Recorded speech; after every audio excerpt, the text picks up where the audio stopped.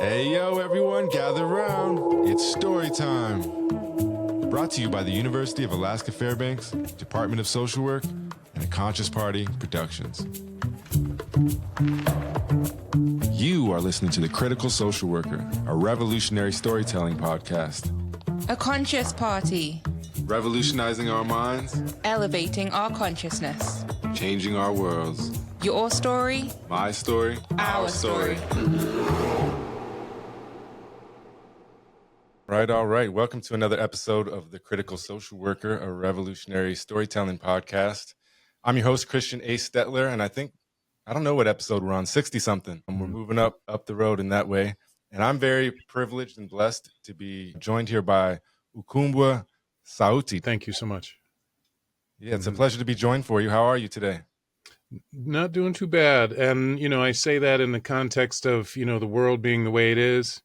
I'm doing all right. I'm breathing, I'm standing up straight, and able to, attend to things like this, which I really appreciate and stuff like that. But yeah, I've been saying for a while now, I'm frustrated and angry. So, that's kind of part of how I show up in, or what's going on for me, but I'm doing pretty well. Yeah. Yeah. Well, good. I'm glad to hear that you're doing well, all things considered. I know there's a lot going on and we will definitely talk about at least some of those things today. I always like to get started off with this podcast with a little touch on the natural world. And here in Alaska, it's actually been a warm winter. Alaska is obviously huge, so lots of different areas and little microclimates and full climates going on. But it's been places where it's typically really snowy. It's rained a lot. Certain parts of Alaska rain a lot anyways, but parts that like near ski resorts and mountains, it's been raining a lot. So it's been a weird winter. How's it been over there you're on the northeast? So yeah, exactly. Yeah, we just got a few, snowstorms came through. The news always makes it seem like it's the end of the world. Even though it's New England, we should be used to snow by now. But it just snowed again this morning, and I'm always grateful for that. I'm in the water clan in my spiritual tradition, so whenever there's rain or snow, I'm like, okay, this is a real gift from spirit, and I really appreciate it. It can be tough for people, but it's always whatever what Mother Earth needs. So I'm always grateful. Yeah, absolutely. Well, let's talk about you for a minute. Do you mind giving us talking story and just sharing a little bit about your background, where you're coming from? You've been doing this work for a long time, even longer than some of the buzzword vocabulary words have even been around, like anti-racism may have existed, but it's only really taken root the last 10 years or so. So mind telling us a little bit about your background, what you've been doing and where you're coming from? Yeah. And, I just want to touch on, not that I'm going to take you on some ride from college to now, but I just wanted to mention that when I got to college is where I started to see a lot of things that I hadn't known about before and got opened up to a lot of ideas. It's where I started stepping into my own cultural exploration as an African or bridge Black person, and started looking into history. But yeah, years later, as I started to continue to develop, got into, video production and things like that. And even my media work, media studies ended up being about culture, looking at, racism, patriarchy, misogyny. And I'll mention misogynoir. Thank you, Dr. Moya Bailey, who coined that term. Talking about the intersections for Black women and, looking at the environment. What are I kind of developed this line of research called the nature narrative, and really looking at how in the modern world do we talk about nature? What is our relationship with it? Why are we in this state right now? Aside from, yes, knowing that capitalism and colonialism really is a destructive force, but how do we talk about it? How do we feel about it?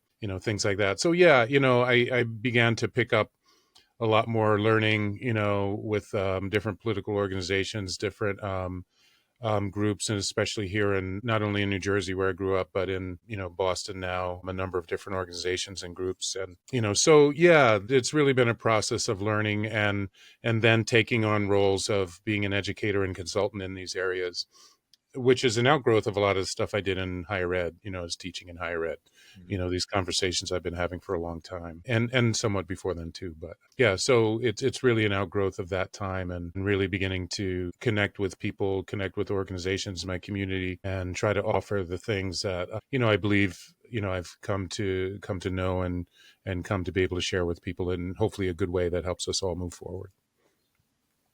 Yeah, absolutely. I appreciate it. And I think that we're very privileged and blessed, like I mentioned earlier, to have you with us Oh, to talk thank you. about some of these things. Let Mm. me ask you this. Yeah. What's on your mind today? Whew, what is on my What's mind on your today? heart? What's on your mind? Yeah, thank you for that too. That's a great question. In my heart, which I hope is deeply connected to my mind, but in my heart is just this feeling of, I think I mentioned frustration before. There's a sense of grief. There's a sense of, emotional anger about what I feel are challenges to our humanity, challenges to our growth, challenges to culture. Cultural genocide is still very real, as we hear that the, current President Trump in the United States settler colony, is talking about, basically clearing out Gaza, is talking about, in flippant, but I think in very serious ways, we can't take it lightly, talking about Greenland and Panama, the Panama Canal, things like that, and I'll say, like the way it talks about Canada and Mexico, again, those things, I feel very deeply because they're not new per se. Though a lot of us think these conversations are new, that the United States would have a regime that is looking to expand itself in a way goes back as far as 1619 or before. So there's no I felt that there's no break in all of this. And I just have this sense of that I really want people to begin to understand that, that this is a long-term thing. This is not just a, last November kind of thing. These ways of thinking are very old. The ways that, racism and patriarchy and, kind of anti-nature thinking, this whole drill baby drill thing is not new. These are old kinds of ways of looking at things. And old oppressions and, colonial ways of being. So that people embrace that and understand that and can update their understandings is very important to me. And I know it's happening with or without me, but, I hope to be a part of that process for people. Yeah, in a way, I'm glad that you brought up Gaza before I did. The conversation or the dialogue or the discourse around Israel, Gaza, Palestine, Yeah. it's challenging because we get kind of a lot of bark from a lot of different sides, and Yeah. there's people get offended about Yep. different things from different Easily. angles. Let me give you this podcast is an example because it's pretty much I've received plenty of emails of support and people that like what's going on and liking what we're saying, but Mm-hmm. I've received also several emails that about stuff they didn't like, and sometimes people are upset if I criticize the Democratic Party or something like that. Yeah. But the thing that I really get criticized or people that are upset is when we've talked about Israel, Gaza, and in some ways it's amplified the importance of it from my perspective, the importance of the dialogue. But in other ways, it's made me, I guess you'd say, gun shy, because there's, a lot of different elements, and I have students from all different backgrounds and that have different beliefs and different viewpoints, different cultural outlooks. And it's made me almost afraid. I don't know if afraid's the right word, but timid, cautious, hesitant to talk about it. And I guess I'm curious, from your perspective, how do we talk about it? How do we, have a dialogue, have conversations? I guess Mm-hmm. we can't go around afraid of hurting everybody's feelings or offending No. everybody. No. But on the other hand, we don't want, like as a professor, I don't want to hurt a student's feelings, No. or I don't want to No. go down that road. So what's your perspective on that? How do we have these conversations? Because I don't think we're having them enough. And if we did have them enough, No. I think that we would see things a little bit differently than we do collectively as a country. Right. Well, the first thing two things come up immediately for me. I've had that experience too.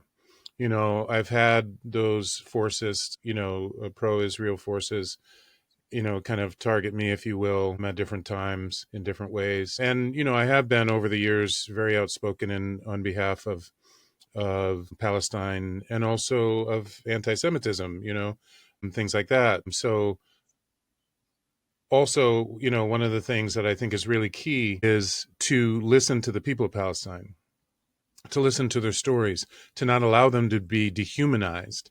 Now, that goes across the board for every group of human beings, but we have to understand that some people are actually at the crux of, oppressive power in a very deep and abiding way. So we can absolutely look at the Palestinian people as folks who need their voices heard, that we need to hear those stories and understand what's going on there.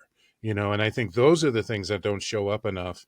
And I think there's something very key that's happening right now as we talk about, what many have defined as, settler colonialism there in Palestine, kind of supported by the Balfour Declaration in 1947 or 48, if I'm not mistaken. But, also we have, the Trump administration now going after South Africa, which has also had its struggle with settler colonialism. Now, all this coming from the president of a settler colony. So when we start to see those resonances, I think we can start to say, hey, wait a minute, there's a story here that is making sense, but is not often the lead narrative for what we hear definitely in the mainstream news and in other places. So we have to start to find those pathways to truth, those pathways to the stories of people that have been and are getting dehumanized over time, historically and presently. It's happening right now. It's happening for the indigenous people on Turtle Island, on North America and the United States of America. All those things are happening, and some of the Trump policies are targeting them directly. That kind of thing. So this whole settler colonial and larger European colonial process has to be critically viewed and understand how it operates in the world, where it's operating in the world, and why. Yeah, and you at the beginning you mentioned hearing the Palestinians themselves or listening to the Palestinians themselves. Yeah. And then I think you talked about making sure that we have an idea of what's going on, essentially. Yeah. But I think a lot of people are starting from ground zero. Yeah. And so if you turn on CNN, you turn on Fox News, it doesn't matter which one it is, MSNBC, whatever, any kind of mainstream news outlet that you're going to get reading any of the mainstream news sources. And now there's a little bit of diversity. I don't want to completely put them down like there's nobody doing anything. But if you turn those on, you're not going to get the Palestinian voices. If you get some, the Palestinian side of things, it's going to be very minimal compared to the Israeli side of things. And I know that's deep and we don't have to go in there. Yeah. But where would you suggest folks like the students maybe that are tuning in that are saying, like, I don't know anything, which is me not that long ago, really. I heard Angela Davis and Malcolm X talk about Palestine over the years, but I really didn't know much at all when last October things went down. Mm-hmm. And so what would be your suggestion? Where should people start to be able to listen to the Palestinians, to be able to get a more rounded worldview regarding what's the historical, because it's a lot, right? I mean, you couldn't even just choose a thick book. You'd have to read 20 of them or more and have lots of different discussions and dive deep in a number of ways. But what would be your suggestion? Right. Well, first and foremost, I think, to do our own searches, about Palestine. And yeah, we might be using Google or something else, or, Wikipedia or something, and maybe those are places that can lead us to other resources and things like that. But I think that's important to start to look at the history, to start to look at, academically and otherwise, and just critically being able to look at what are the differences in these views, but also in social media. Part of the strength of it, and even though, some of these platforms, if not a lot of the platforms, are kind of shadow banning certain words and targeting certain words for suppression, things like that, censoring certain places. There are still ways to connect with Palestinian people directly, with Palestinian organizations, with South African or Azanian groups, with any kinds of marginalized organizations. There's usually some pathway to find them out. And I think it just takes the time and the willingness to go after those voices. And actually, one of the places I found that is really good, and it helps us understand some of the interplay of some of this situation, is to look up a group called Jewish Voice for Peace. And they've done really well at kind of not only helping people to organize themselves around this issue, but to educate each other around this issue. There's many chapters of that across the United States, at least. So that's one of the places to look for that, but also to look at other Jewish sources that are against, colonialism and against Palestinian genocide. Those are really good sources, because they understand things from a particular way, and they're dealing with some of those oppressive contexts, that come from that side of the coin, if you will. So I think it's just a matter of really starting to look at, not being afraid of the words, settler colonialism or apartheid or Zionism, if you will, or, Palestinian, the Nakba, the, Palestine Land Day, things like that, and to start to look and see what this is all about, and then starting to say, oh, these are some of these places that I can look for more information in connection with real people, and understand that at this time, there's a lot of Palestinian people who don't have time to start to teach new people things, but to look at the writings that have already been there, to look at the books and the web pages and things like that have information that we can start to educate ourselves from. Yeah, absolutely. Well, let's discuss for a moment this from a political perspective. I've been harsh on the Democratic Party. Yep. And part of that is because I think I expected more in regards, and let's put it this way. When I expected bad things from Trump, but he really shocked me with the whole press conference when he was standing there next to Netanyahu, and he was saying that, I can't remember exactly how he said it, but he said that the United States owns Gaza now, or however he said it. I was shocked. I didn't think he was going to go that far, that fast, or because he was often marketed as by his own people as an anti-interventionist, and that he was going to take us out of those things. But I was also shocked in some ways by the Democrats with like Kamala Harris, her unwillingness to really go down that road at all. And whenever she was asked about it, I think there was it this, I can't remember which network it was on, but the CBS net, I think it was on CBS, where he asked her about the ceasefire and putting pressure on Netanyahu. And she went forward, and just the first thing she states is that she unequivocally supports Israel. I think she said Israel's right to defend itself. But it seems to me like when some people describe Israel's right to defend itself, they're talking about like Shaq and Kobe slam dunking and shooting 3-pointers, playing offense. And so I'm often confused by what that exactly means. Right.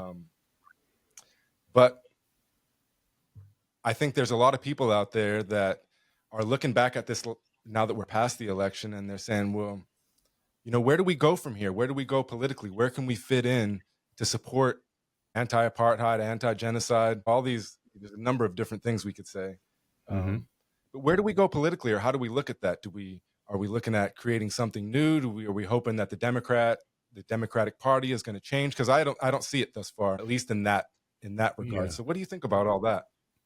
Well, first of all, the whole red-blue game, ping pong game, I think is a false, context. Yes, there are differences between the Republican Party and the Democratic Party. The whole idea that there are only two parties and that they are both colonial, they are both capitalist parties, they are both, if you will, oppressive parties that like to play these games together, and so I think we can't necessarily look to either of those parties. And no, I don't think we can look to the Democratic Party for for resolution of any of these issues.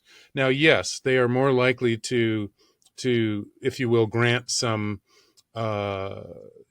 some ease to certain populations at certain times and certain kinds of policies, certain kinds of ways. I appreciate that. That's great, but ultimately they're both settler colonial parties in a settler colonial state that they are beholden to just like a corporation to their what are they called, to the people who have stock in the the corporations. They're beholden to that to hold up those oppressive contexts. So I don't think we're going to find it there. Now there are ways obviously to work within that system to kind of press them to be more of a progressive. I don't think they're ever going to be a revolutionary or a radical party. That's not going to be the thing. That's my perspective, and I think a lot of people may agree with me. But I think we have to look at organizations that are on the ground.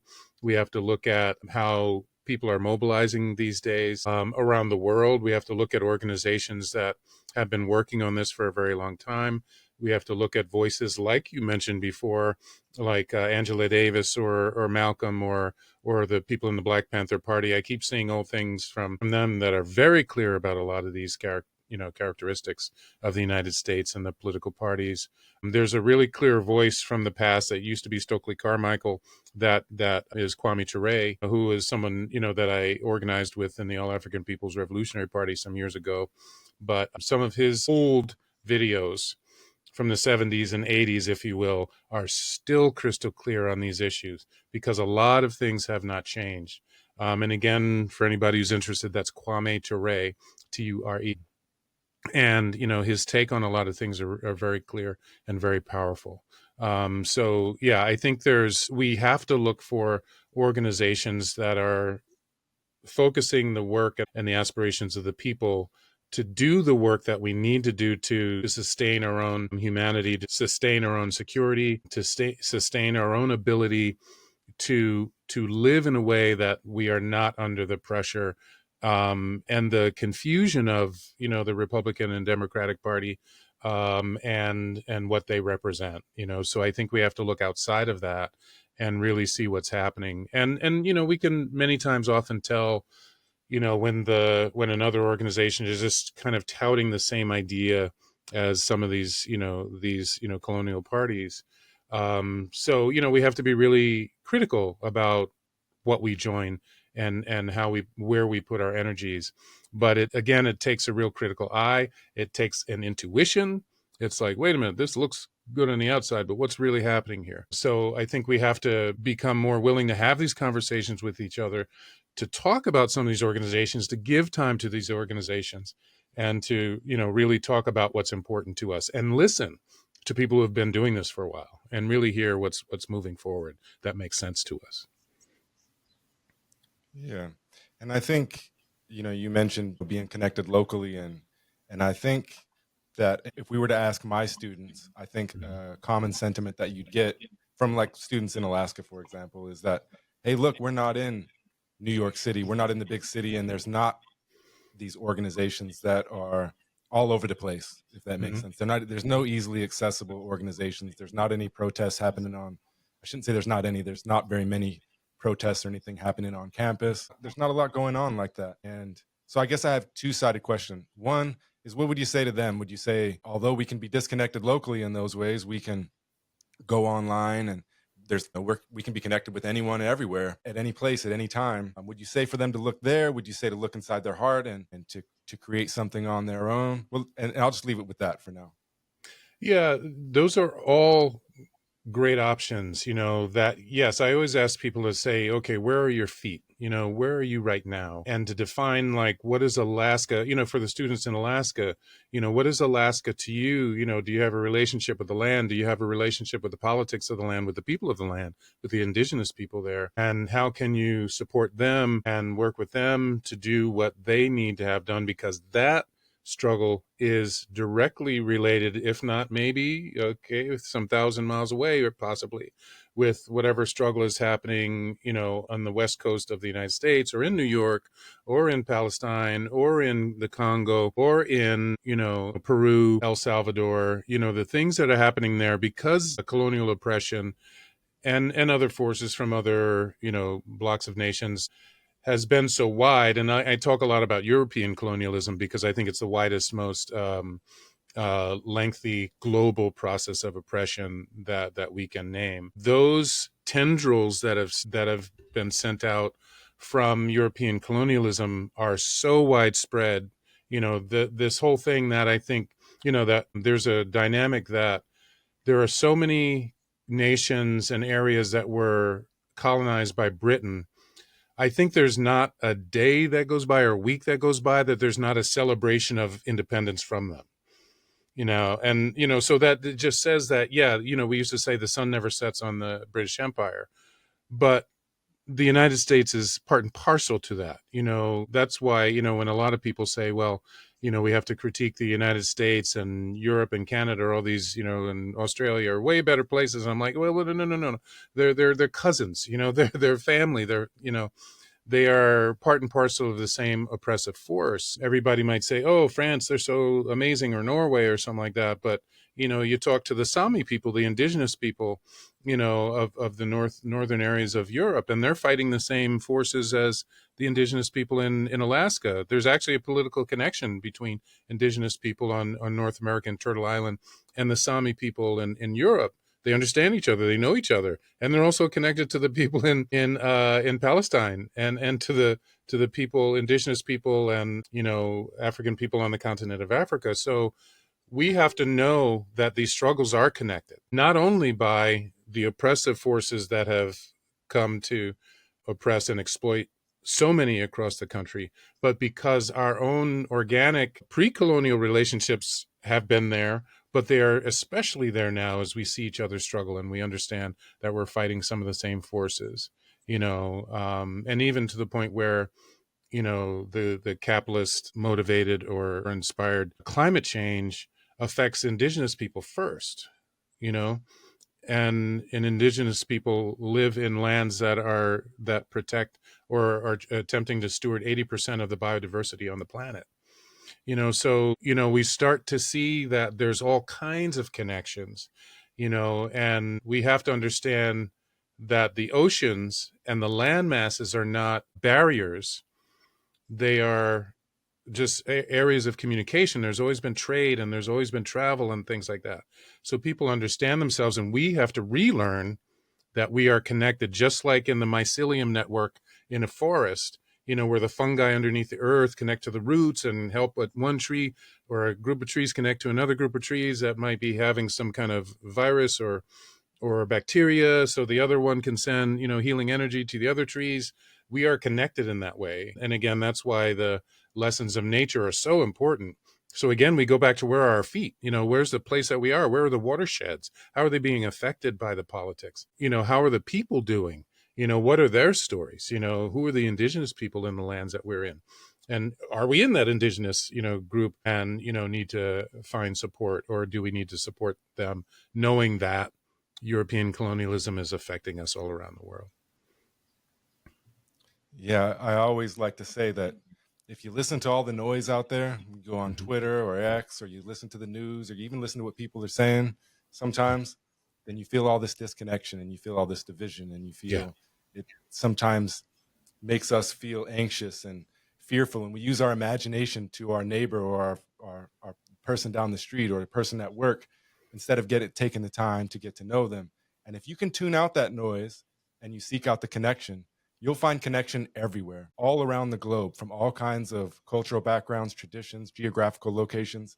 And you'll find connection. You'll see, wow, while it's a different situation, I can relate to that some way. Yeah. And especially if you look at your own, if you not your own historical background, not just your life, but if you're able to go back, and it can be hard to trace those roots. But if you Absolutely. trace them, you'll probably find somebody that you come from, that's your kin, that went through something similar that other folks around the globe, maybe at a different time in a different place, but they experienced those same things like colonization Right. and whatnot.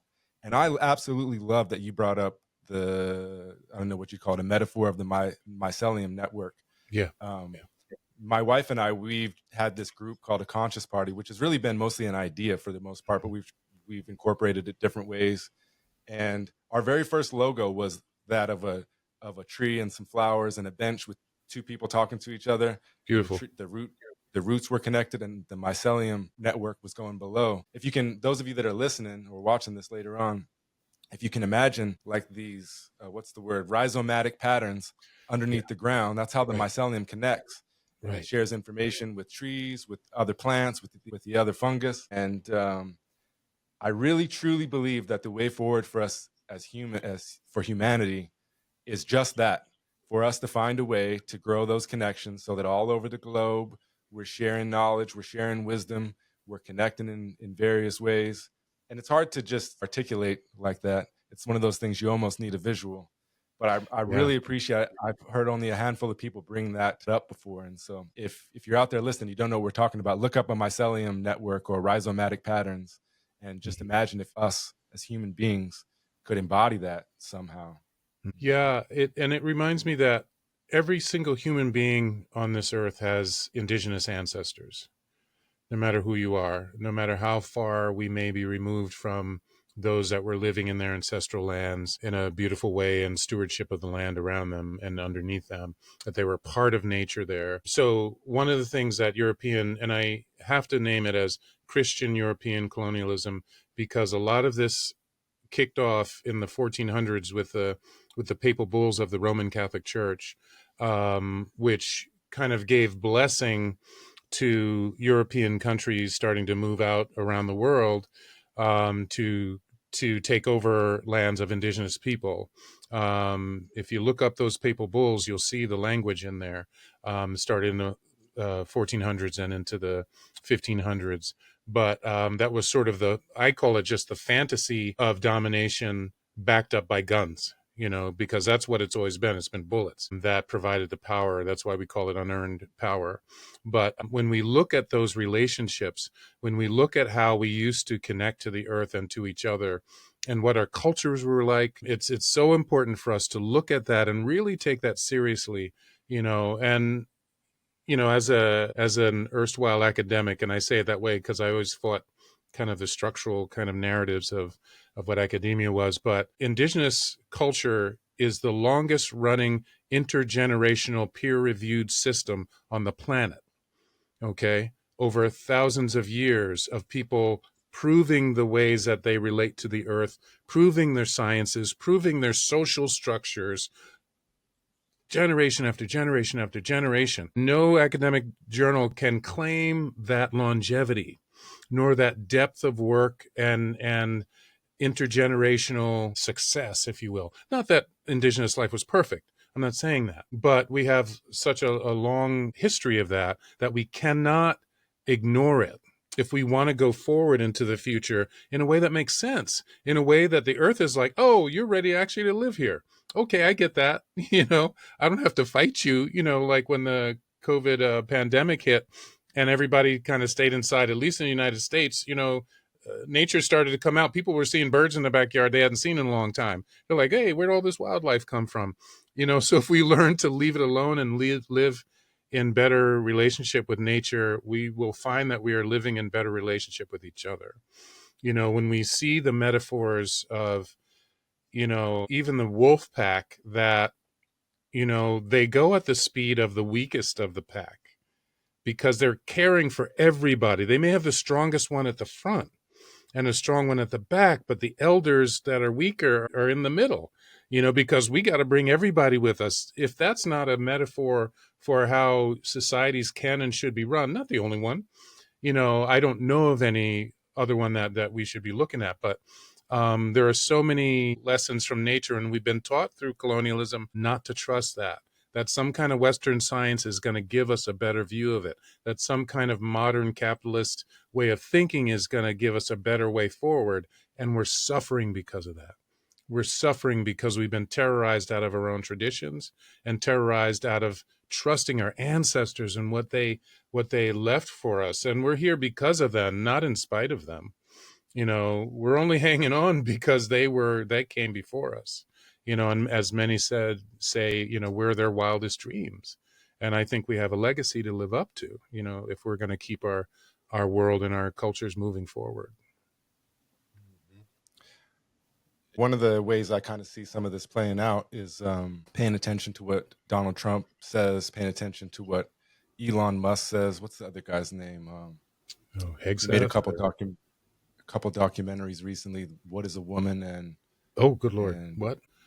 No, they're not. I'm not saying I haven't actually seen them, but Matt Walsh. He's a documentary maker. I think he works for Ben Shapiro.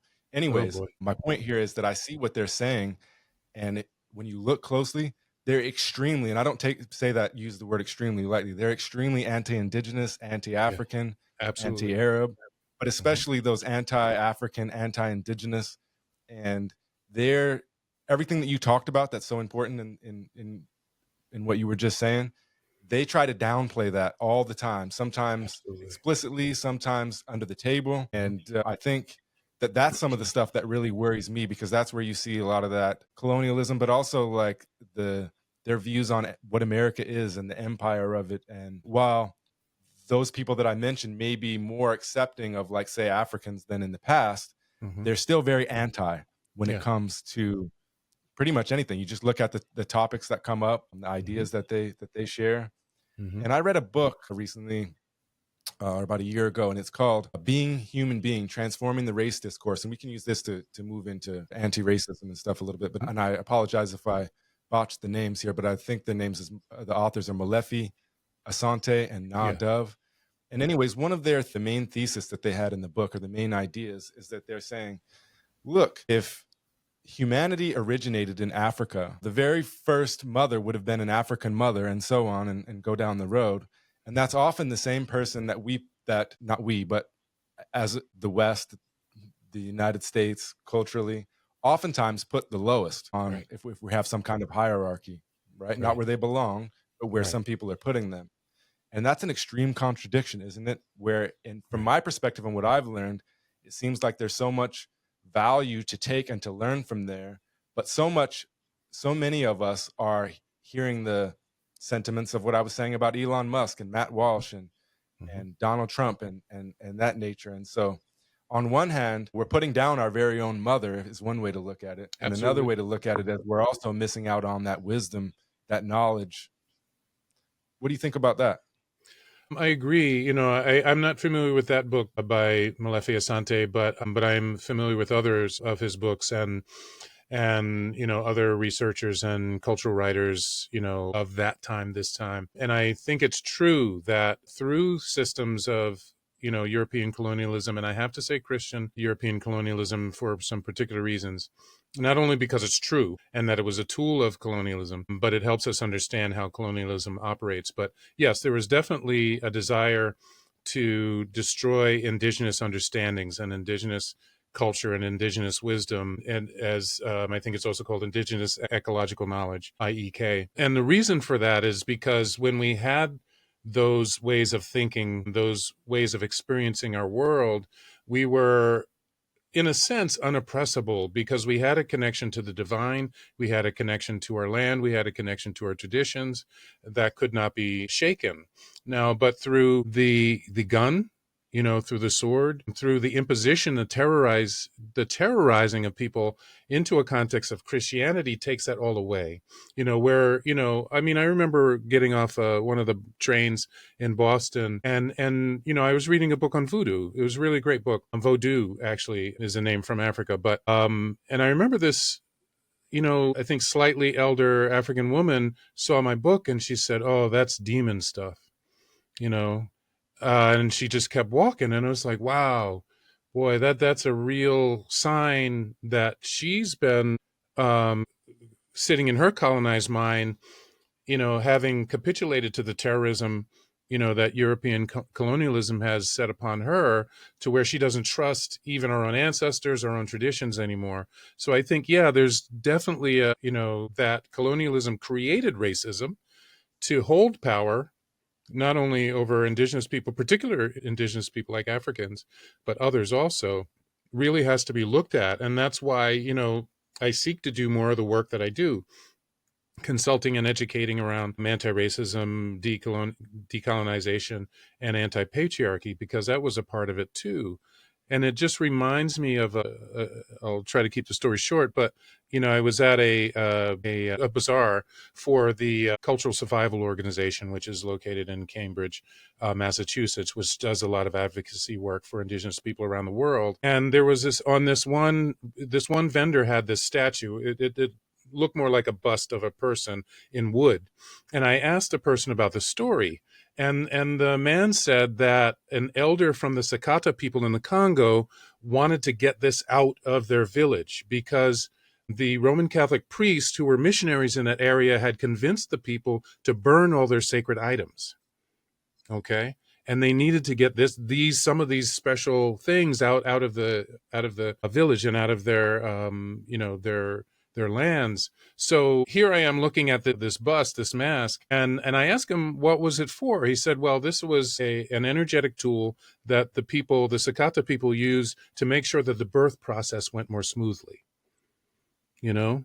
And I'm like, okay, so the Roman Catholic Church, on behalf of European colonialism, is getting to this place of cultural genocide still, and this is within the last 10 years. Okay, I'm not talking 1950s. I'm not talking, 1910 or 1875. Okay, this is recent. So in my book, that's real recent. So we have to look at the ways that colonialism and racism has undercut how we see other people, how it dehumanizes us even to ourselves, to say that we are only this and we are only this and we can't be that because that's bad. Someone called it the demonic, so I have to think it's demonic. So our cultural revitalization process is important. Our political processes are important, in which we begin to, again, revitalize our cultures, our spiritual traditions, our ways of thinking and feeling, and organizing our cultures so that we get beyond this colonial oppression and can be the humans that we are here to be. No matter how that looks, it doesn't have to look like we're wearing buckskins and grass skirts. I'm not saying that, but there's something about how, and actually there's nothing wrong with that. Okay, let me just say that. And I even remind people that, the Ndebele in Southern Africa have round houses for a particular reason, because it doesn't allow certain energies to sit and kind of metastasize in square buildings. And even this brother from the Wampanoag people said one time in a presentation, and he read the Riot Act to all these mainly European people in this room, and he was saying that there's a reason why Indigenous people build their structures the way they build them, because like in the teepees in the Western Plains, we're sort of volcano proof, because they're the exact opposite shape as our tornado, I should say. So there was science behind all this. So having a round shaped house is not lesser than having a house with 8-foot ceilings and square buildings and an anteroom and a foyer. So all of that is not necessarily a plus. And definitely building it in a floodplain is no plus at all.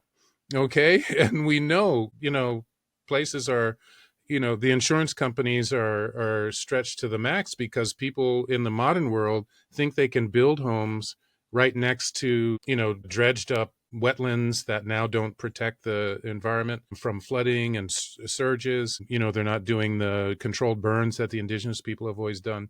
So, we have to be able to look at, again, what has been the strength and intelligence of our past that we can bring forward into our futures, and how to look with humanity and compassion, a radical compassion, on our ancestors, on their traditions, and on the best ways we know to move forward without dehumanizing women, without dehumanizing queer folk, without dehumanizing people of color, BIPOC folk, African people, as we move forward into this world. And that's why I do some of the work I do, so we can get some of that out of the way, so we can start to interrogate that.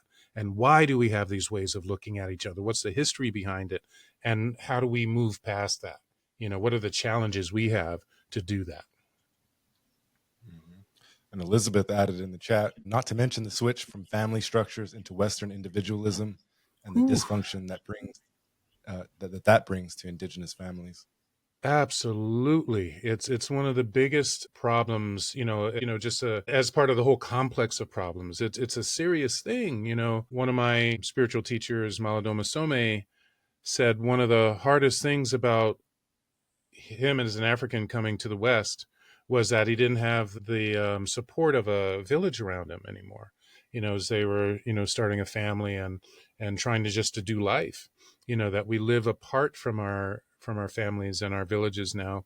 We're so disconnected. And then there's that whole nuclear family thing, which doesn't work. Ask any parent. They may not say it's because of European colonialism, but they'll tell you it's tremendously hard. And that we don't have intergenerational families anymore, and that our parents and other folks live in different places, but that this culture, or I call it anti-culture, of individualism really undercuts our possibilities for living in the strongest and most beautiful ways that we can. It's a great point to raise. Yeah. Yeah, and I just want to remind everybody that's tuning in live, if you have a question or you want to contribute to the dialogue, if you want to talk story with us, whatever, you can use the chat or feel free to call in. We'd love to hear from you and talk to you. Our whole discussion reminds me of, pardon me, but I'm forgetting the name of the book, but we use an open source book from Dr. Michael Yellowbird. He's a social work educator in Canada, and he focuses a lot on decolonizing the mind.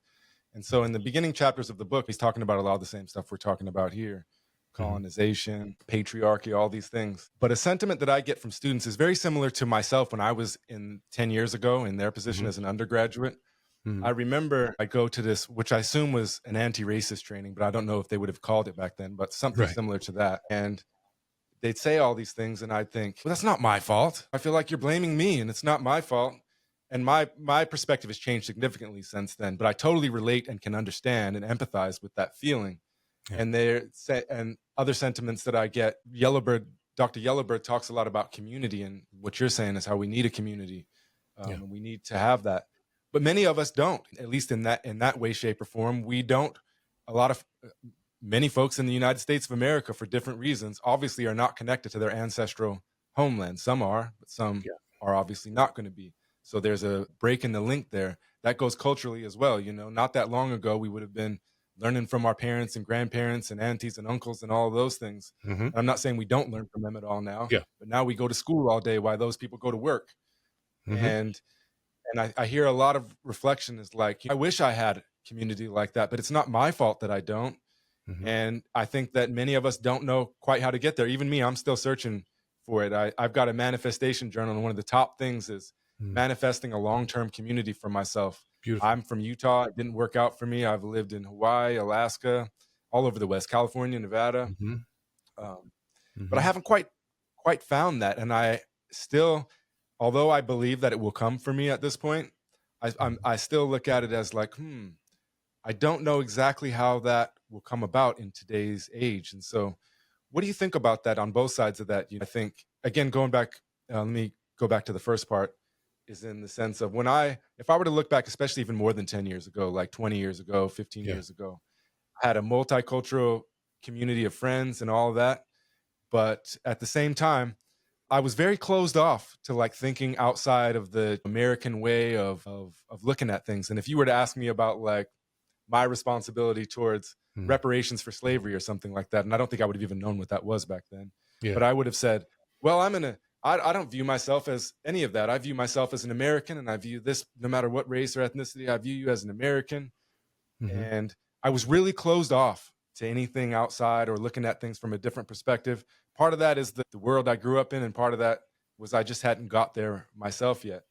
But I hear these same reflections from students. So on the one hand, I feel like they want to have responsibility, but at the same time, some of the ways that they're getting this information and whatnot, it's not 100% resonating for them quite yet. And there's a blockage there. And I understand that. And it takes time. And on the other sense, the community side of it, getting a community, or not getting a community, but manifesting it, fostering it, whatever we want to say. Many of us don't have the indigenous roots here right with us, at least. Right. And so we struggle with those things. I was just wondering if you could speak on that for just a moment. Yeah, on that first note, and again, if I'm remembering correctly, I think, we are not responsible for the ways we show up and got born, whether that's in concept of being a man or and particularly cishet man who agrees with our assignment at birth, or a European person or white person. We did not choose those, but that doesn't mean we don't have the responsibility to be accountable for what that means now that we're here, So, many times, white folks will say, my goodness, I never owned a slave. I don't know anybody in my family that were slave owners and things like that. And we can have the conversation about, well, did your ancestors grow food? Did your ancestors fix wagons? Did your ancestors do metal work? All of those industries and more were involved in the slavery trade. So there's sort of no way to get beyond that, even if in some stretch of the imagination there was no connection to those systems, those oppressive systems, the privileges that come out of that, are still here, and we live in complicity with them. I live in complicity with patriarchy, which is why I have to speak about it. I have to say something about it. I have to own it, if I'm gonna be a man with integrity. So for white people who, in a sense, their struggle in being white is not to be white anymore, because racism is what created whiteness, and racism, systemic racism within the context of European colonialism, created whiteness so that there could be a hierarchy of power that contributed to class differences, economic class differences, but also created a dehumanizing class of people, just like you were talking about before, how many people see African people as the lowest rung on the human ladder. When in a sense, if we go with that story, we're the first rung on the human ladder, and we're still on the human ladder. So how can we be inferior if we're still here, even underneath the tremendous weight of centuries of oppression, things like that? But we can find our ways back to our ancestral traditions and better ways of being on earth. One of the ways we can do that is just to look at history. And if we start to look at history, we can see that at some point in history, there was no American that looked like Donald Trump or Pete Hegseth. There was no American that. Now, the term America, a lot of people attribute it to Amerigo Vespucci. But a historian named Jan Carew, Jan Carew, did some research, and he was looking at, there is an indigenous term called Amérique that means land of the winds, that term came from.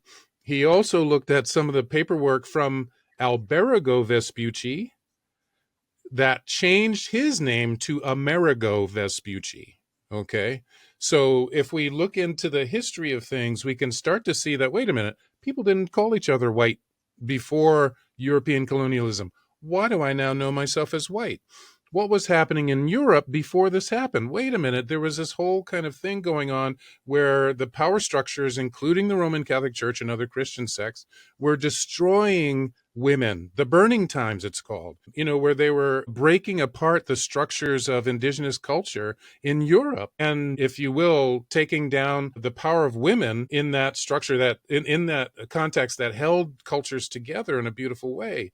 So we have to look at those kinds of things. We have to look at history to be able to understand where we are. And that's why I say always start where your feet are. And who are the people around you? What's your relationship to them? What's your relationship to the earth? Why are you in a place that's now called Alaska? And if we even look at Alaska, why is it that Trump and the capitalists that made him who he is, it's not just about him, it's about the system that wants to now drill again in the Anwar region, of northern Canada. So we have to look at these dynamics, look at history, and say, wait a minute, let's put two and two together. Simple math. Now, I'm not a mathematician by any means, but in this very simple kind of metaphorical way, it's important to do the math of why is this thing the way it is now, to question these things. Why do I feel like I don't have a cultural background when everybody has a cultural background? Where did that go? If I'm a multiracial person, what are the parts of me? And I say it's not like 50% this, 50% this. I've always said, and it's not my experience per se, but that we're 100% all the things that made us who we are. So yeah, we can look into all those things. What are their histories?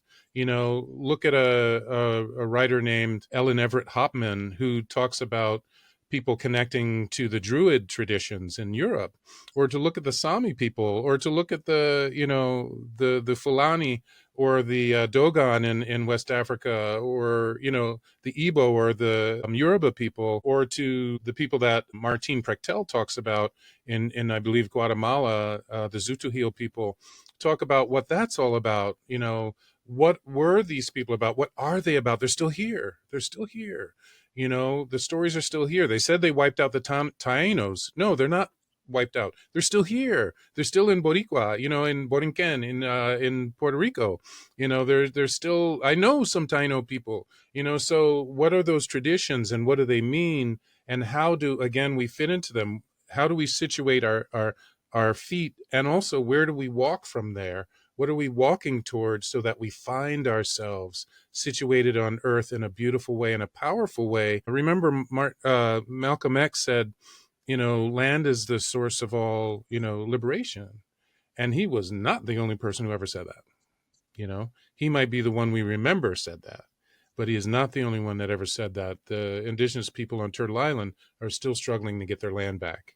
And, we can check out that hashtag land back and to see what all those ideas are and what they mean, and how important it is for them to fight genocide that's happening right now. And I think one way that you can connect to the land and to other people is by having a talking circle. I host most of mine online these days, but I promise you, all my experience with social work, talking circles, human beings, is that everybody has something to say, and everybody is, I shouldn't say everybody, most people have a lot to say, and they're just looking for that opportunity or waiting for that opportunity to share it. And if you build it, they'll come. So if you have a talking circle, people will come. It might seem like weird or that it might seem uncomfortable, but I promise you, in every circumstance I've ever been a part of, they come. And if you hold it outside, you're connected outside in nature, and you're connecting with each other and connecting with the earth too. And Christy had you have something to say? I kind of always. So yeah, let's hear from Christy. Yeah. Christy said, just following up on what we were talking about, she said, many people don't understand that even though they never enslaved people, they still benefit from that system. Absolutely. Even though I was never enslaved, I still suffer from oppression because my ancestors were enslaved and held back for hundreds of years. Right. And the history of that affects us now. Someone was saying it online just yesterday, whatever. I see it all the time, I guess, but talking about how, redlining and the GI Bill that gave, better loans and opportunities for homes and generational wealth to white GIs and white veterans was not given to black GIs and veterans. Okay. So there's a reason why white people have generational wealth and African and black people don't. There's a reason why the disenfranchisement of indigenous people from their lands, even though we can say, yes, we put them on reservations, that's enough land. No, that's not their traditional lands. They've made it their own, of course, but there's still a great amount of oppression happening in that sense. But yes, we have to, again, look at the historical precursors to the situations that we find ourselves in now. Kwame Ture, who I mentioned earlier, was just saying on a video I think I saw earlier today, it said, if you do not listen to the voices of the people who have been affected by oppression, you will always come to blame the people for their own oppression. If you don't look at where it comes from, if you don't look at the history of who did that, who started it, what's the precursor to the situation of, let's just say, gun violence in Chicago, right? What happened before then? Chicago's actually a place that was founded by an African man. His last name was DuSable, I believe. I forget his first name. But anyway, we have to look at those precursors and see how they affect how we are living, who we are right now. That comment was really right on point, that it's important to see that. And that's exactly what people are trying to undercut right now, that there's no connection between our past and our present, and that they don't want us to even look at the great connection, the powerful things that can come from looking at where we are now and then what our future is going to look like. Sometimes I think we also suffer from a lack of creativity and a lack of looking into our futures, like in the concept of, like in the trend of Afrofuturism or other ways of thinking, or even in the indigenous way of, making decisions now that affect 7 generations ahead. Really placing ourselves not only in the present, which is our most powerful place, but how do we see the future for ourselves? How can we be creative in what that looks like? How can we be bold and courageous and loving with how that's going to look like, And then how do we start to forge that path now? Again, starting with where our feet are. Let's go, let's do that circle. Let's have it outside and let's listen. Let's listen. Let's just listen. Let's feel what the earth is trying to give us. Hold hands, if you will, if, you get consent from people to do that, and just say, hey, let's listen. Let's just be present with the earth right now, with the waters, with the birds, with whatever it might be, and see what we get, see what we didn't know 10 minutes ago or an hour before, and really open up our hearts and our bodies and our, spirits to what has always been here. I always say, nature is always telling us something, but we've been taught not to listen. And once we hear it, we've been taught to doubt it. I can't tell you how many people I've worked with that said, I think, my great uncle who's passed away is trying to tell me something, but I don't think so. It sounds crazy, and I'm like, no, it ain't crazy at all. That's real stuff. Or that I went to a certain place and it felt like the land was depressed. Come on, that can't be real. No, someone convinced you that can't be real. No, the earth and nature is sentient like us. So we can listen, we can feel it. It is communicating. You look at most of the indigenous cultures, their culture was about that, listening to our dreams, listening to each other, listening to each other on a heart level, listening to the land, to the animals. What do the stars say? What do the waters say? So, we have, if you will, a lot of work to do. And it's beautiful work, and it's hard work, and it really pushes back against some really violent traditions, or anti-traditions, of colonialism. But I believe it's the work. It is the work. We need to be organized. We need to be in circles. We need to build community. We need to understand who we are in a much more deep way, in a much more abiding way. Yeah, I appreciate you. No, I thank think you. Likewise. that lots of people say it. Dr. Michael Yolobird says decolonize the mind. Yeah. Bob Marley would say liberate your mind from mental slavery. Right on. You talked about the uncle trying to connect with you through your dreams or whatever, or connecting with nature. And it can just be so hard today, even if you're in tune with those kind of things, because I'll use myself as an example. I think mornings are one of the biggest things that I struggle with. I wake up in the morning and I want to get off on the right foot. My wife, I wake up and she's out doing yoga. Mm-hmm. If it's warm enough, she's outside. If it's cold, then she's inside. She's, meditating, doing some breath work. And I struggle with that stuff in the morning. And so I've been trying more and more to get some kind of ritual going in the morning that helps me connect. But it's hard because I wake up in the morning and I think, oh, I didn't answer that email yesterday. I got the podcast at 2. I need to start thinking about that. Oh, I have this. Oh, I have got some other emails that have come through. I have this, I have that. And so I'm already organizing my day and not even letting the unknown come through, right? Which could be the uncle that you're talking about, or the equivalent, or it could be nature. It could be the birds chirping. There could be a message there for me. But absolutely, the modern world is trying to block that out from us. And so we've got to find a way to just close everything out and just be here in the present. And it's so hard. So to those of us that are listening in, don't be too hard on yourself. Just keep practicing and trying and try to find out what works for you. And find people in your circle who are willing to go there with you. Take a walk with somebody, find somebody who's willing to go into the woods or to the waters or whatever, or just to land in a park. It doesn't matter where, and just connect in a different way. Just be quiet together, and see what you find out, because there's a lot that comes to us in quietude. And I really hear your struggle. I used to be very proud of having a date book back when we used to put them in books, our calendars, that was full to the brim with ink. And I thought I was badass for that. But then I was like, oh, that is totally unsustainable and unhealthy. There must be space. We have to allow for that. Yeah. Well, I tried to bridge us to anti-racism a while ago, and we talked about a bunch of other important things related, but we never quite got there. And so anti-racism, it's something that I've been highly invested in. And I think a good place to start for me would be with Ibram X. Kendi. A long time ago, when people still had subscriptions to journals at home and stuff like that, we had a subscription to, I think it was The Nation. And in the middle of it, there was this beautiful advertisement for a book from this guy named Ibram X. Kendi called Stamped from the Beginning, The Definitive History of Racist Ideas in America.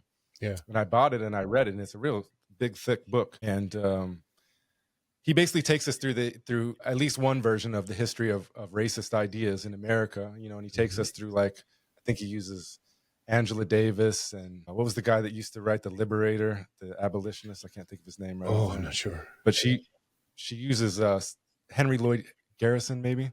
anyways, she uses some figures to talk. He uses some figures to talk about the history of racism. And what it did for me was that it made me look at it from more of a historical sense and say, like you were saying earlier, like, hey, these terms didn't even exist that long ago in history. And they were created specifically, as a lot of people call it social construct, but he calls it a power construct, that it's for power. Absolutely. And it really changed and revolutionized the way I thought about things. And since then, I've slowly become a little bit more doubtful on Kendi's ideas, not dismissive of, and I still value, especially for that particular book. But I see these two opposing forces, and we can juxtaposition them, and then you can give me your ideas or your thoughts on them. And on one hand, I think you're hearing Kendi say, look, we've got to talk about race all the time. Like you've got to call it out. You've got to talk about these things. You've got to reflect on them. And I think for the most part, those things are good. Reflecting on those things are positive.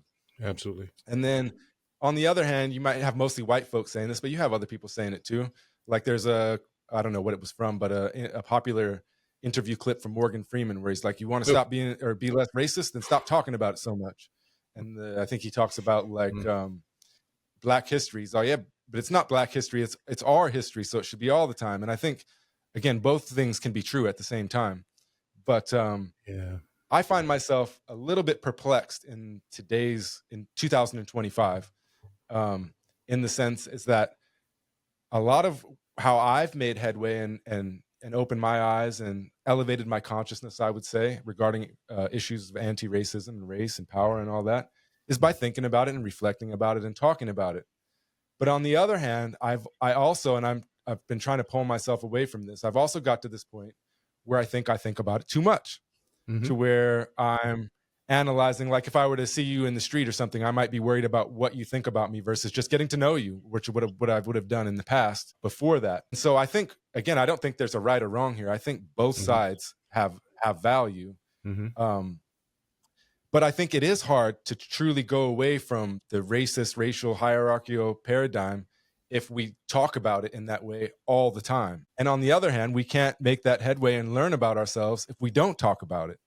And so I've been trying to find this balance. And one experiment that my wife and I are still in the midst of, but as much as I want to get away from judging someone or thinking about them, even if it's not judging, but just thinking about them from the first second I see them with racist ideas, pretty much, because racist ideas can be positive, they can be negative, they can be all sorts of things. But when I see somebody, the first thing, like if I was to describe somebody to my wife, it was a Black guy.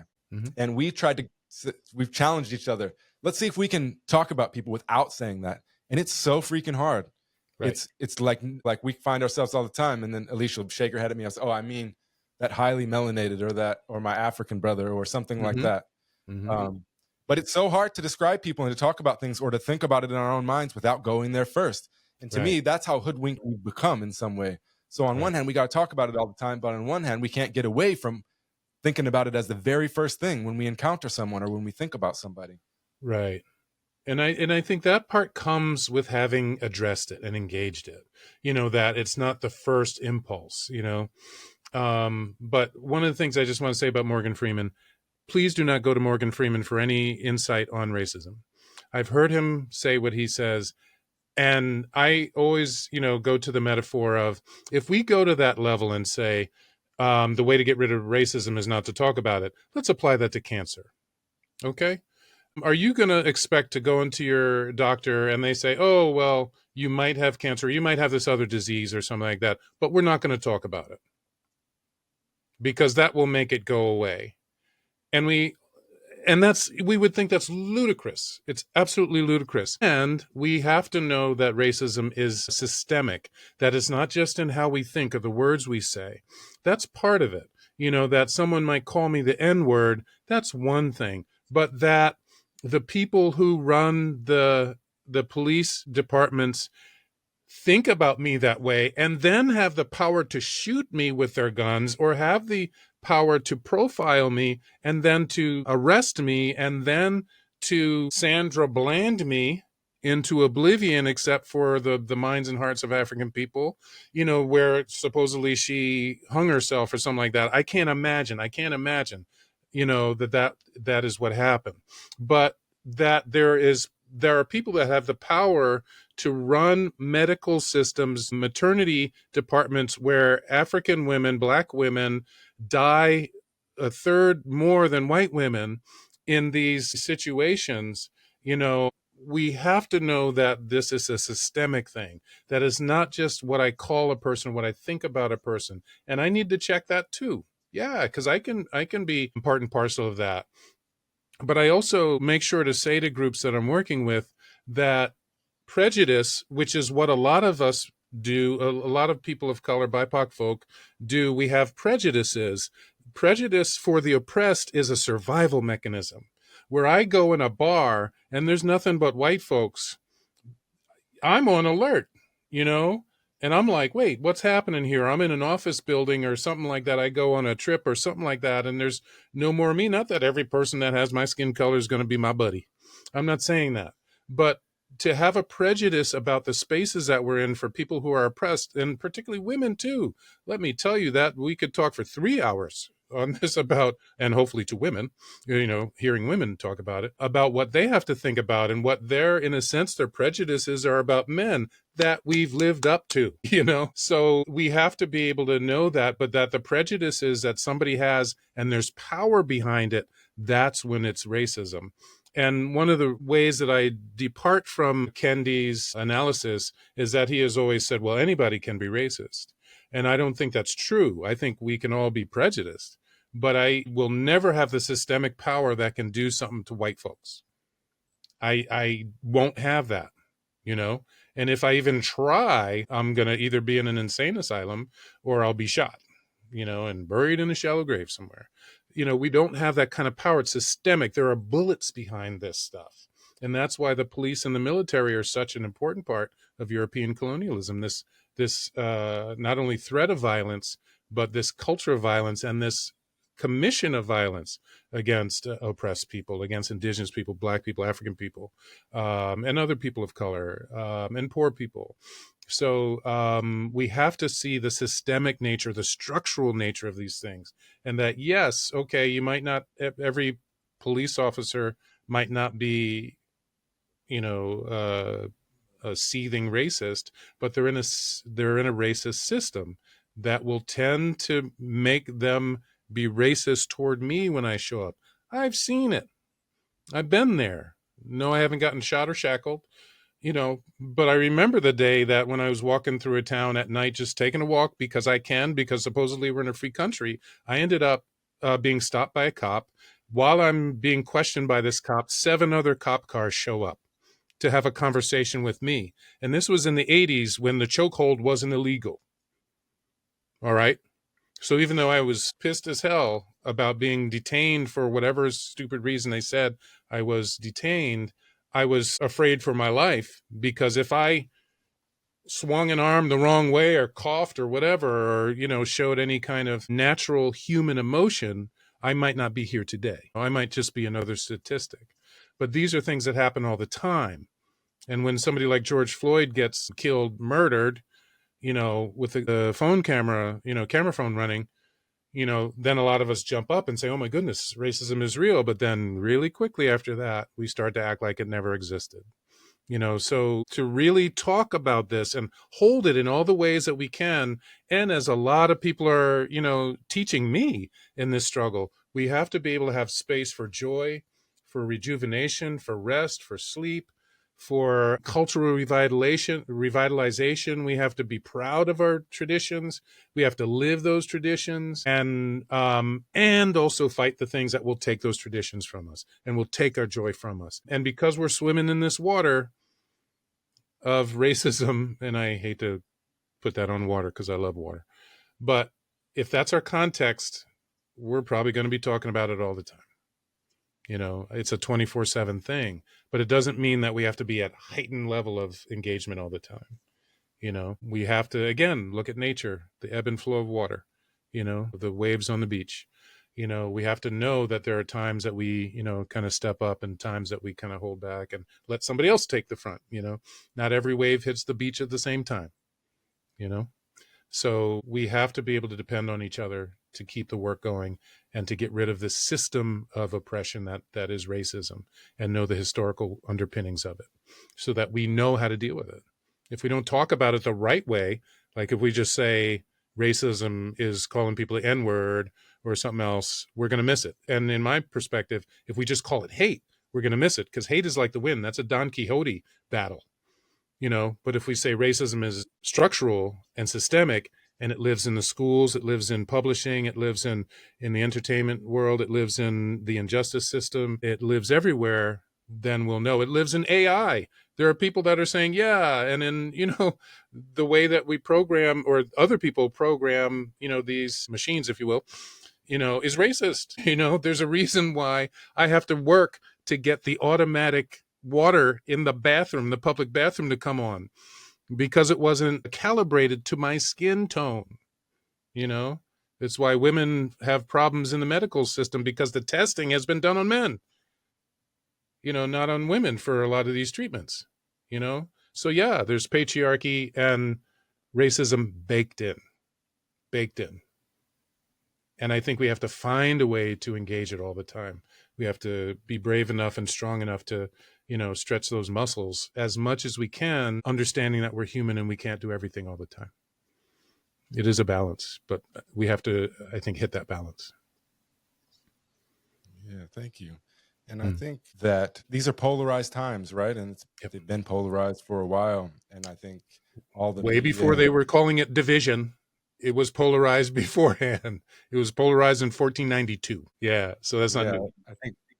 I think we have more access to each other and to people's thoughts, and people can talk anonymously online. And they can talk as themselves too, but it's just a different dynamic. We know a little bit more about each other in certain ways than we did before, and those things come out. And I think one of the things that I've struggled with over the last several years, since I've been thinking about and working in this area, is that, and I understand where it comes from, so don't get me wrong here, but there's a lot of bite sometimes, as in when you might say something that somebody doesn't like or that they disagree with, and the response is the equivalent of "you dumb mofo" or something like that, and that's how it can feel to somebody. And so my problem with that is not that my feelings are hurt, but I think it stifles further introspection and dialogue, right? Because if you walk away from a conversation, a class, whatever it is, and you feel like you were slighted, or that's not even doing it justice, but you feel wounded in your heart and your soul. And some of it may be accurate, for sure, right? Absolutely. It still wounds you, and it hurts to hear certain things. And so then you go the other way. Whereas I think I'm all about connection and coming together. And I don't have an easy solution to that other than, like I said, talking circles and dialogue and all that. But this gets me to, what we put in the preview about talking about things like anti-racism or anything in the area, really. And that is the way that we talk about it. Many of us are able to talk about it in very pleasant ways that elevate each other's consciousness and build unity and all of that. But like I said, there is still the bite, the insults that come, and they come from all sides. And then on the other side of that, you have oftentimes, when we're talking about anti-racism as an example, is that there'll be a workshop or a class, and they use the traditional model of education. And by traditional, I don't mean like Indigenous. I mean like traditional American education, where you got a row of chairs where the students sit and a teacher standing up there behind the desk, right? It's a transfer of information. I come and I deliver what I got from you. You don't come with anything. You learn it. I test you on it or give you a paper or whatever. And then that's that. And I'm not saying it can't work at all for anti-racism. Like, I read the Kendi book, and that's just teaching me that to some degree.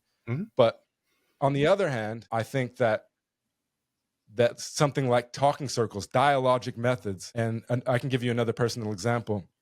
When I was, I think I was a freshman, so about 13, 14 years ago in Alaska. And I don't even know how I got invited to this thing, but I got invited to this thing called Rural Human Services.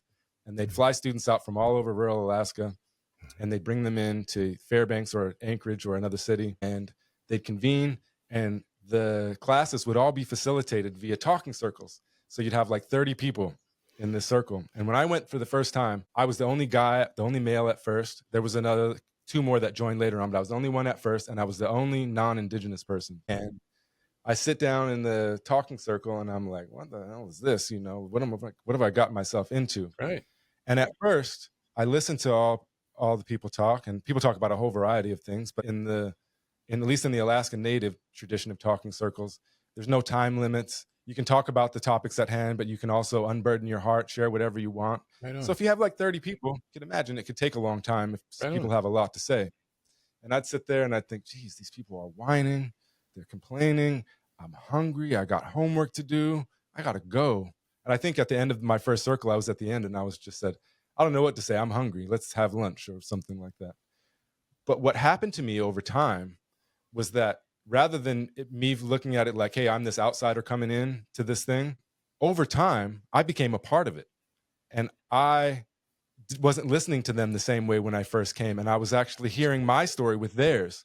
And they were intertwined. And I became, like I said, I like saying like I became a part of it. And those seeds are still blooming for me, coming up all the time.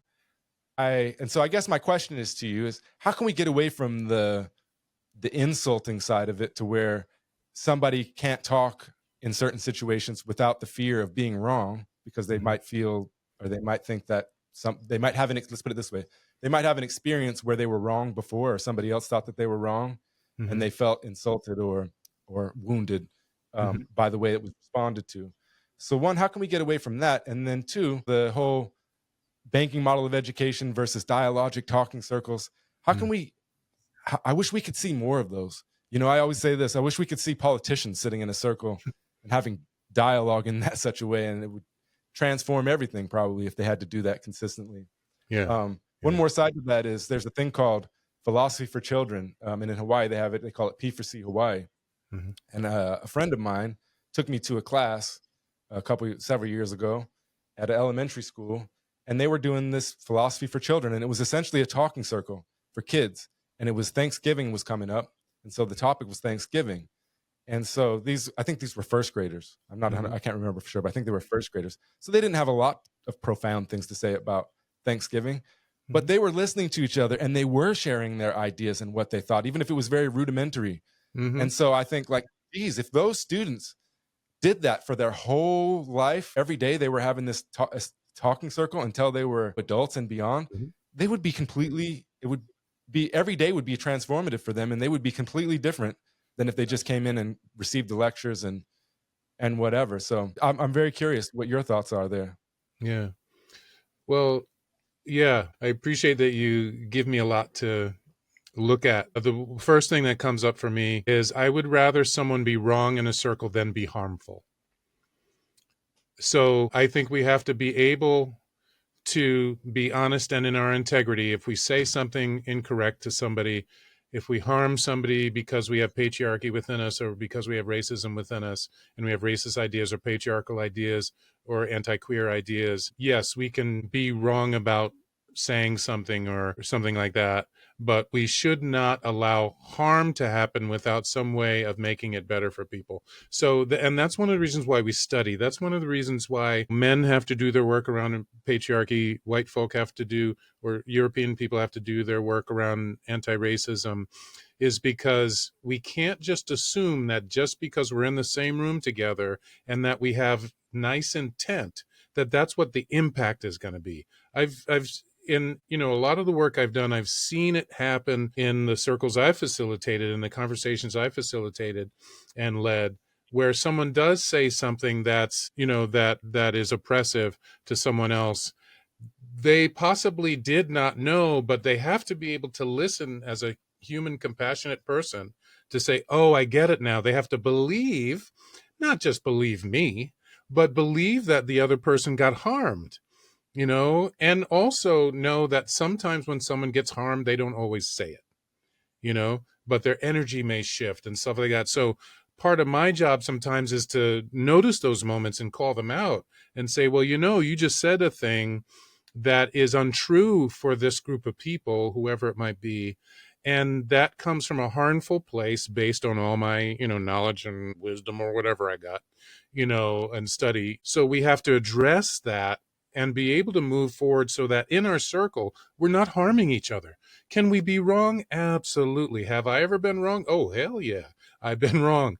But we have to be able to set forth a culture that understands power differentials, you know, because I'm telling you, I've heard it 1,000 times. When women talk about, certain kinds of things they're doing, even if it's a woman's post, post about women's safety online, once a couple men come into the conversation, it changes. Now we're dealing with these men who are saying some, backward stuff about what they think about misogyny or patriarchy or something like that, that kind of thing. So we have to be able to come to each other in an informed way and with our hearts open enough that we don't allow our inculcation into systems of oppression that we help sustain or that we grew up in, so that we're coming with weapons in our hand. Because oppression and privilege and power is like coming into a conversation with a weapon in your hand. There was a writer of an article who used that metaphor, and I have searched for it for days and I can't find the article. But basically what they were saying is men within patriarchy always have a gun in their hand, and women know it.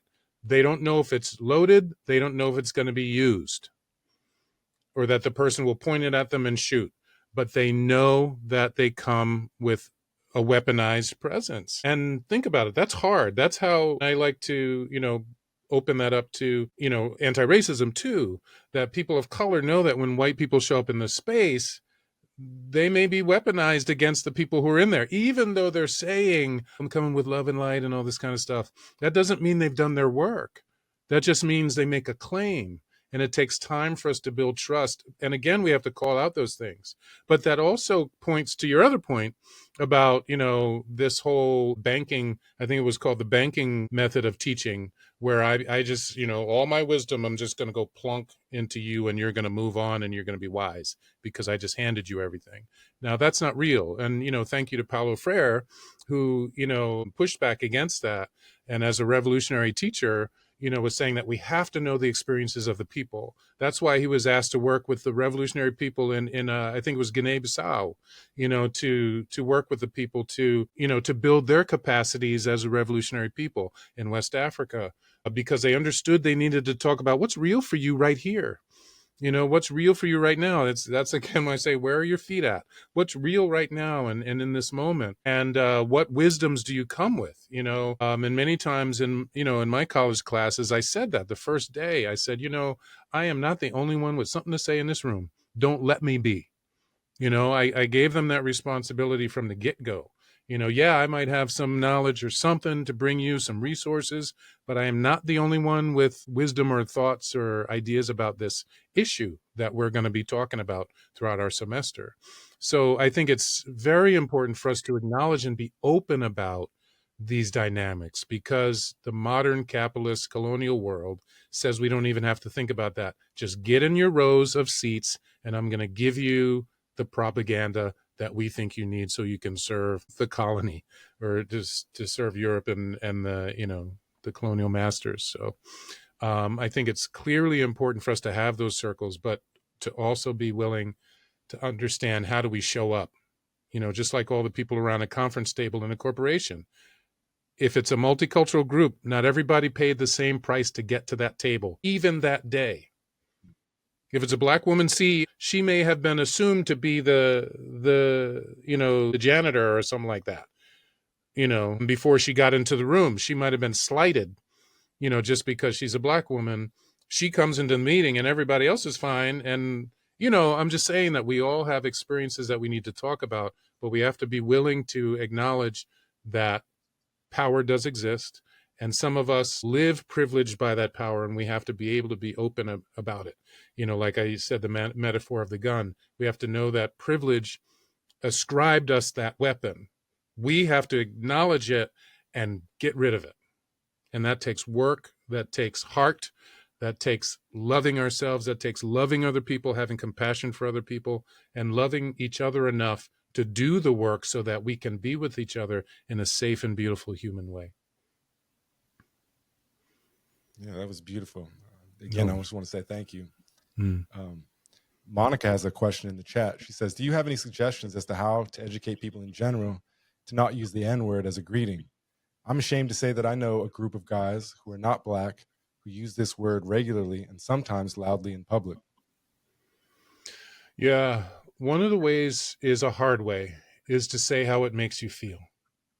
Another way that's a little bit more distant and though real and, embodied, is to say, well, this is the history of that term. This is how the term has been used. And you can even say, this is why you say it. When you look at the history, we know now why they say it, and we still get that. I still see that, I spend a good amount of time on Facebook, social media. People are like, well, they said it in the song, so I can say it. Why can't I say it? There's another part that's hard to talk to people about is and particularly white people, is when you say, not everything is yours. That's a hard thing for them to hear. It's like, well, wait a minute. I live in a world where I have access to everything. I can go to France and do things, and I can go, do the limbo in the Caribbean and all this kind of stuff, and I can have all kinds of joy all over the place because, European colonialism laid out the blanket for me. But we have to begin to challenge people and be unafraid of their responses. Now, that doesn't always work because sometimes people come back at us with a lot of vitriol and sometimes even physical harm. Women and queer folk have that experience a lot. You say no to a man and you're a woman, and that could lead to your life being lost. But we have to be able to say to people, yes, this harms me because of the history of it. I'm connected to my history of this. Yes, some of our people say it, other African Black people say it. That's ours to have that challenge. It does not help us when you say it, as a white person, say these words. It has a different effect on us. And that's one of the things they just need to learn, that we don't all come to the table in the same way with the same power, the same supports. So yeah, we can go the historical route. We can go the emotional route. We can go, the informational route. Like, yeah, it got spread throughout the world because of how, capitalism did hip hop. It came out of the structure of being a resistance, of being, I'm going to take the word, just like queer folk took the word queer back and said, this is now something we're going to use to identify with ourselves. And that was powerful. I think we're still working on that with that N word. And I don't know that we want to get to a place where everybody says it and, we do a thing, but many people have. But yeah, it still hurts when white people, European people say it without the knowledge, without the thing, and they may be at the barbecue, as we like to say, but it's like, nope, wait, stop there. You get your potato salad after you get clean with us right now. But I think we have to be willing to spend some time to share something with them and check our own vulnerability in the moment. Is it really the time we want that struggle? Or, sometimes it's important just to have a response. Back when I wanted to be a capitalist in the 80s, I remember, one of these, Think and Grow Rich people saying, whenever anybody offers you a negotiated offer, you flinch, and you flinch, you have a response like, ooh, to say that, no, I don't agree with that. So at the very least, one of the things we can do is respond in a way like, wow, really? But to say something to let them know that that moment's interrupted, so it could be as simple as that. And then to move on if that's what you're safe with. Keep your safety first, but say what you need to say, So I think there are a number of ways to approach that. And the historical always grounds us in how we feel in the moment, what our emotions are. So, studying that history is a tool, and I'd say even a weapon against somebody who wants to hurt us. So it's a protection for us. Yeah, and I hope that helps. There's a video that's popular online. I think if you just search Ta-Nehisi Coates and the N word, he was asked a question somewhere. It looked like some educational conference, and he echoed much of the same thing that you do. But he shares a story, and I'll let you all watch it that are listening. But seriously, just go YouTube Ta-Nehisi Coates N word, and he gives a really good, again, echoing some of the sentiments from you, Ukumbwa, but also sharing some stories and saying why, doing a good job at explaining how white folks can think that they're entitled to everything, and that the reality is that they're not. And my advice would be, and it's hard to say because a lot of people that are going to be using the N-word might be young people that are listening to music and don't have the background knowledge to even really start thinking about it. But if they had just a little bit of an idea of what was behind that word, why would you want to use it? You should ask yourself, why would I want to use it? What would be so important for me to use a word with so much vitriol historically and in the present, but why would you want to use that? I would ask them the question, why would you want to use something like that? And maybe they never even asked themselves that question, and that can be a seed that's planted. Right. And that's a great question to ask them. Why are you really invested in that? Where does that come from? And sometimes asking the question, and not that all their arguments are always going to fall apart, but I find that sometimes just asking the simple question, why did you say it that way? Can you tell me more about that? Actually requires them to either give it up and say, oh, I don't know, I'm running away because I'm a coward. Or they're going to start to deconstruct it themselves. It's like, well, I thought it was, this or that. And then we can, okay, all right, well, that's wrong. And that's wrong. Okay, maybe that's right, but that's wrong. So yeah, asking that question is really good. That's a really great response. Yeah, Christy says in the chat, a little humorous comment, if that doesn't work, Monica, you could dare them to greet a group of black guys in the same way. LOL. Yeah. And I don't remember who said it, but I saw an interview with somebody where some white guy was asking them, I can't remember exactly even what he said, but something along those same lines. Why can't white people use the N-word when it's used in rap music or whatever? And the guy was like, he took off his sunglasses and he's like, you can say it. Go ahead. Say it. See what happens. Right. Bring it. But, bring it. Yeah. Yeah. Absolutely. Absolutely. Yeah. Good point. Well, we are getting on time. So if you are in the audience and you have a question or something you want to contribute, now would be the time. And we didn't touch on everything that we wanted to. And I feel like I could talk to you forever. And so maybe I'm hoping that we can get you back or on the Revolutionary Social Work podcast with my wife, Alicia. But I think the pressing topic for many folks right now is the Trump administration and the rollback of DEI. And DEI is such a huge, it's an acronym that's loaded full of different ideas, different programs. And so on one hand, a problem I have is like that it all being grouped in one or the other. I mean, just all of this one big thing when it's so complex. But I think where I want to come from right now is that I have numerous students that have reached out to me to talk to me, to share their concerns, to ask for support. And from many different angles, I don't want to put anybody out there, but I just have students that from the angle of Alaska Natives in Alaska saying that they are hearing stories about ICE coming and mistaking them for being an illegal immigrant and things like that. I hear folks worried that are in positions or know people that are in positions that are linked to DEI. And so they're worried about funding being cut. Yep. Me personally, like I mentioned at the beginning, one of the biggest things I'm concerned about is some of the rhetoric that I've seen. And I'm not even in tune with all of that. But the stuff that I have seen, it bothers me because when we go through these moments, in some ways, it brings to light the truth of some things and the reality. And I thought some people might have more sense than that. While they might be prejudiced, I thought they would have more sense than some of the ways that they're thinking about things and anti-Blackness, anti-indigeneity, anti-trans. And I just want to know what do you think about, or what do you think about all of it? It's interesting too, because I had the former mayor of Fairbanks in Alaska on, and he had a controversy where when he was mayor, where he had shut down some some anti-oppressive bill about or anti-prejudice towards LGBTQ. And I asked him about it, and he minimized it, and he said, "Look, there's no jobs being lost. There's none of this going on." And so, in some way, I'm not sure of exactly the depth of how much it's hurting people in practical ways, but I know for sure that it's hurting people, my students, other people, significantly psychologically. There's fear there, and so I think that we've got to keep talking about this and seeing what we can do about it. Some people talk about just changing the language a little bit so it gets missed. What do you think about it? What can we do about it? And what are the consequences of what's going on right now?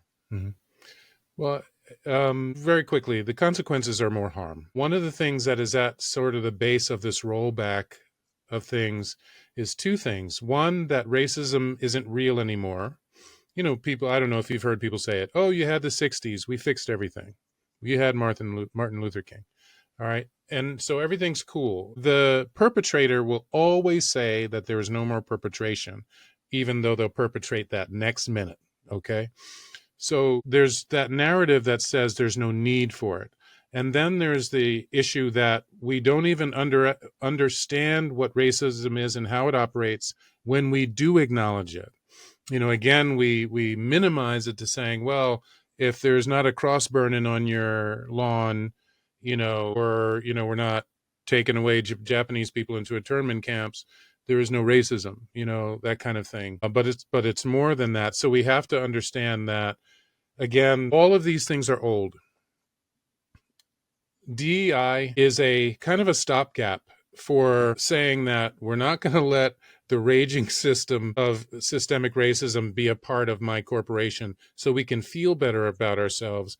We're going to hire a DEI officer and not give them any executive power and not listen to their, to their input, because we're not actually trying to change the systemic nature of how the corporation works. So that we understand that racism is real and that DEI is a function of trying to lessen the harm, trying to bring more diverse ways of thinking into the corporations and organizations so that people do not get the daily harm or to be sidelined because they're an African person or they speak Spanish or that they're disabled or have a mental illness or something like that, or are African or a woman or a trans person, that we are able to connect with their genius and their skills.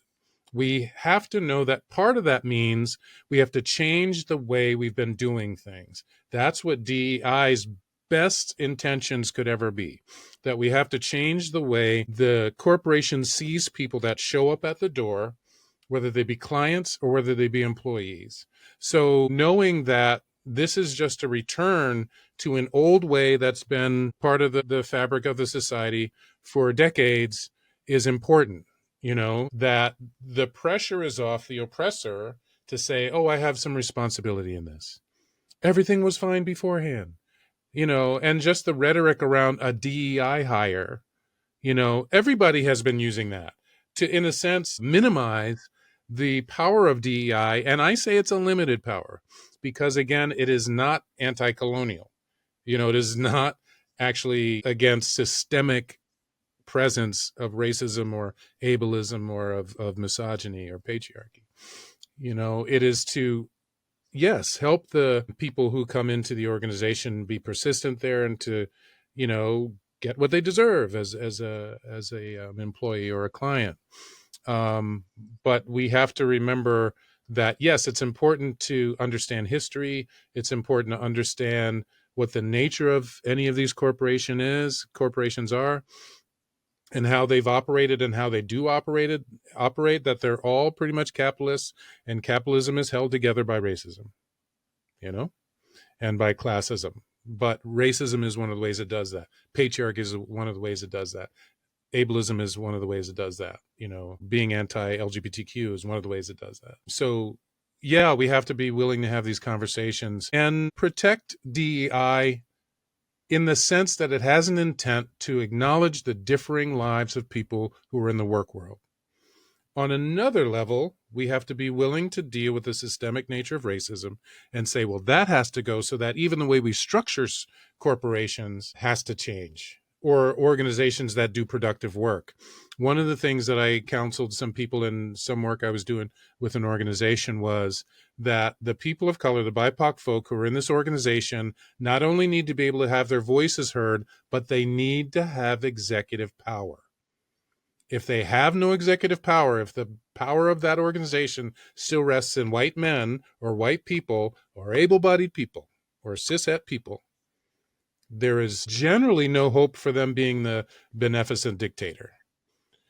Power has to be shared beyond these structural boundaries, these racial and other oppressive boundaries, because it's always about power. If you hate me, that's one thing. If you have the power to treat me, in a certain way, to limit my access to resources because of your hate, that's a different thing, but that's based on power, not just how you feel about me. I'm sure there were, CEOs, racist CEOs and slaveholders that didn't hate the Africans that they enslaved. They didn't have to hate them. They just had to control them. And that's what's happening in these corporations. That's what's happening with these narratives. They want to control not only how we talk about it, but how we feel about that. They want us to be afraid of engaging these conversations and saying that, no, we deserve to be human just like anybody else. Elizabeth adds in the chat, she says, DEI in itself doesn't act as a tool, but as a vessel. I can't prove that I wasn't hired because I'm trans unless it's very obvious, but it opens the door for conversations. And if it is super obvious, protects me from discrimination. That's a good way to put it. Right, exactly. That you get in the door and that you're not paid less because of your transness or, your blackness or your womanness is important, to have that transparency, to have that power, and to have someone who has that awareness and that they're not approaching you with, patriarchal ideas, or heteronormative ideas, if that's the case. Yeah, there's definitely an element of this that is about providing safety for people, that we hope we are valued in the work world just like anybody else. That's all we're saying, and that we open up those doorways so that, the way we look in our interview, the way our name is, and we know that people with certain names get hired last or not hired at all, or not allowed to get an apartment because of the nature of their name, that is not, John Johnson or John Smith or something like that, but when they see us, we want them to see us as human first, so that all this, the power of our humanity can be accepted in those spaces. Yeah. Well, it's been a beautiful conversation, beautiful dialogue. Thanks to everybody that participated in the chat, tuning in, and everybody that listens later. But mostly thanks to you, Ukumbwa. This is one of the best conversations that I've ever had. And I just want to say I really appreciate you and the work that you're doing and the level of honesty and the depth of your engagement.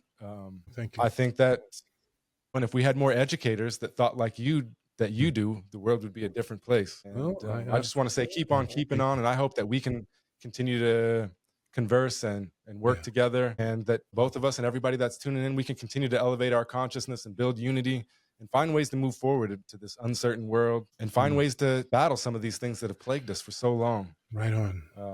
Right on. But again, big thank you from my heart to yours, my family to yours. I wish you all the best. And I hope that we can get you on the Revolutionary Social Work podcast. So I'll follow up with that. Lots of thanks in the chat. We had Alice said, thank you for an amazing presentation. Star said, such good content. Leanna said, thank you for taking the time to do this podcast. I'm thankful I was able to make it and stay the whole time. Probably one of the best podcasts I've attended. Star said, thank you. Well, thank you all. And thank you. I wish I could see your faces. I so appreciate your presence. Thank you for your questions. Thank you for your concern and for being here. Thank you, Christian. And thank you for all the people behind you. Thank you for your ancestors, that brought you here today. I'm really honored to be here, and I would love to have more conversation with you and other folks. So yeah, that would be great. Thank you. I'm honored to be here and to be asked. Absolutely. Will you have any last words before we get out of here? Are you talking to me? Yeah. I always like to give it up to my guests. If they have any last words or things that they didn't get out or anything they want to leave the audience with.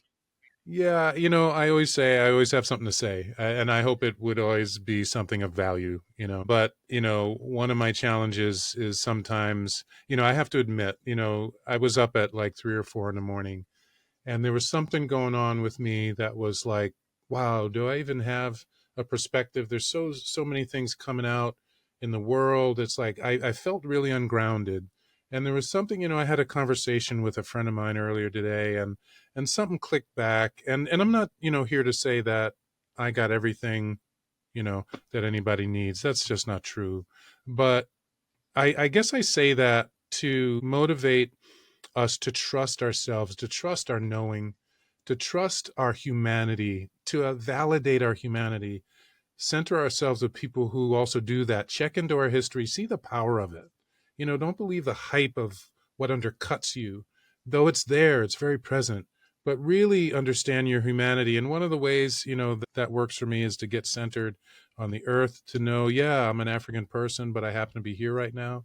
I know I have a history that's tremendous and powerful, so I just, want people to be in a space of allowing themselves to be validated for the power that you hold, and that we all have a story to tell, and it's worth hearing, so in whatever way we tell it, whether we're dancing or talking or whatever, so yeah, I just want to again say thank you for the humanity of all the people who show up, and hope that we can meet again wherever we meet again, however my tree roots reach out to your tree roots, that we can touch each other and be a powerful forest and grow in the best way that earth becomes the best place to be for us. Yeah. Beautifully said. Thank All you. right, my friend, take care, and we'll see you. We'll see you the next time. I hope so. Thank you, everybody. Thank you, Christian. All right. Peace, my friend. Peace.